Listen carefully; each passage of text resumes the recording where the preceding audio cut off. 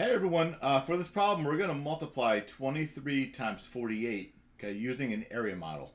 Alright, so for this problem we're just going to fill in the boxes of the area model. So again, we're multiplying 23 times 48. So what I'm going to do first is I'm going to write this in expanded notation. So this 2 really means a 20.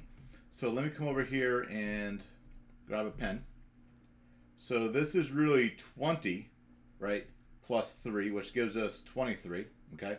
And this is really going to be a 40, all right, plus 8, which gives us the 48, all right? So to fill in this box, the first thing we have to do, okay, is 40 times 20, okay, which is 800. Just put 800 here. And then for this box, it's going to be 3 times 40, which is 120.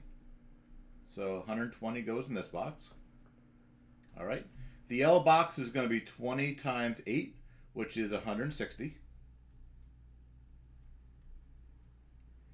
And then finally, this blue box over here will be 8 times 3, which is 24. And then finally, if I wanted to get the answer, I'd add 800 plus 120 plus 160 plus 24.